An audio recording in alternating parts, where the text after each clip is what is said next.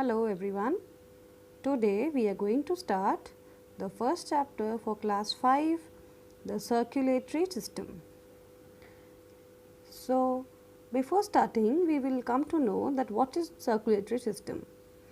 It is the system of pumping the blood which is done by the main part of the system, which is the heart, and the heart sends the blood to all parts of the body. Now, what are the functions of this system? This system helps in transportation of nutrients and the transportation of oxygen to all the parts of the body. It also controls, regulates and monitors the body temperature. It transports the waste products to the excretory organs which smoothly come out from the body, and also protects the body from all the kinds of outer and inner infections. The important organs of this system are heart, blood vessels, blood and heartbeat and pulse. What is heart? Here you have a wonderful diagram of a heart.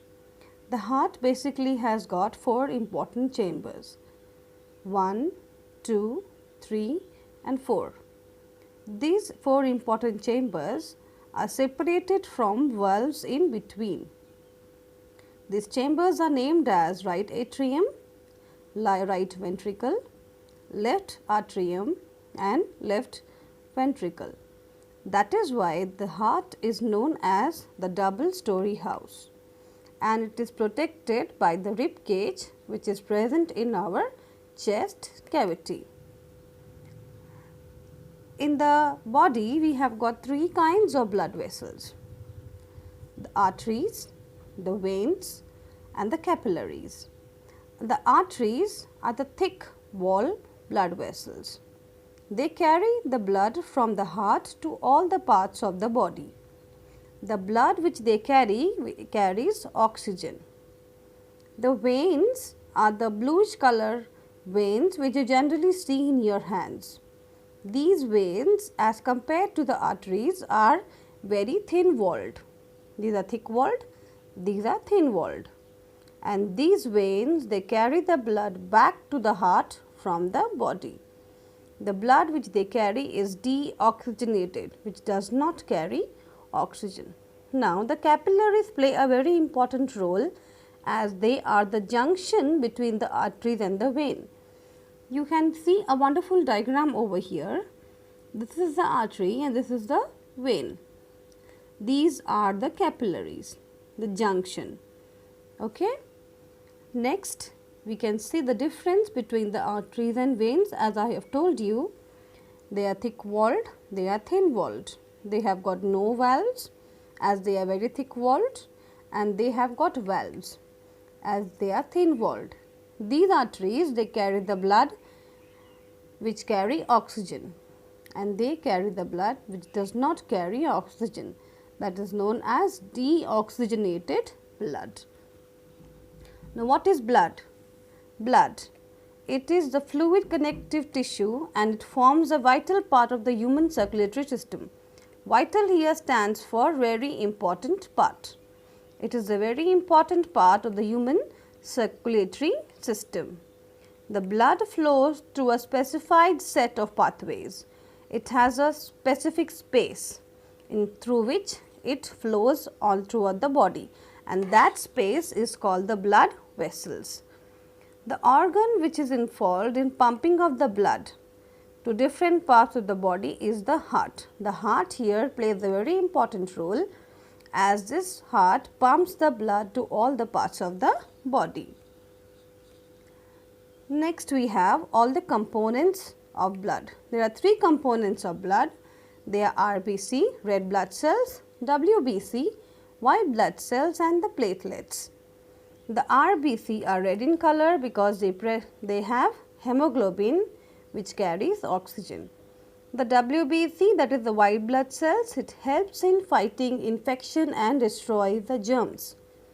And the platelets, they are important as they help in clotting of blood and prevents the loss of blood.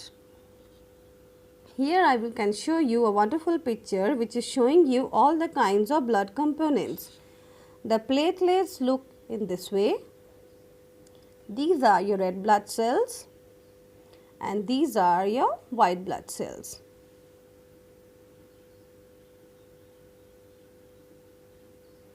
What are the functions of this blood? The blood plays a very important function, and because of blood the transportation of nutrients and oxygen is possible to all the parts of the body, and the carbon dioxide is also transferred to the lungs. It regulates, monitors the body temperature, it transports the waste products, it protects from infection and helps in blood clotting, that is, it helps in prevents in loss of blood. Now, the very important part of the system is blood circulation. Here very carefully, the first step is when the blood enters the right atrium. From the right atrium, it moves towards the right ventricle. The blood which enters from the body to the heart, that blood does not carry oxygen. So, from the right atrium, the blood which does not carry oxygen moves to the right ventricle. From the right ventricle, the blood is pumped to the lungs for the pumping of oxygen. From the lungs, when the oxygen is pumped, it moves back to the heart and enters the heart to the left atrium. From the left atrium, the pumped blood is sent to the left ventricle, and from the left ventricle it is sent to the aorta, to all the parts of the body. The blood which comes back from the lungs carries oxygen, and this blood which is carried oxygen moves to the all parts of the body through the aorta. Here we have heartbeat and pulse. What is heartbeat? Heartbeat is a contraction and relaxation of heart muscles to maintain the circulation of blood. You all can feel the heartbeat in your chest cavity, and the pulse, you all can feel the pulse in your palm, near your palm, in your wrist, which is the rhythmic beating of the heartbeat.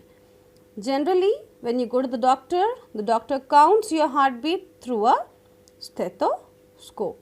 So, this is your heartbeat, the contraction and relaxation of heart. This is your pulse, the rhythmic beating of the heart arteries caused by the heartbeat, and this can be counted through a stethoscope. How to keep your heart healthy? Now, this is very important. To keep your heart healthy, you should eat healthy diet. Do not eat extra cholesterol and fatty things.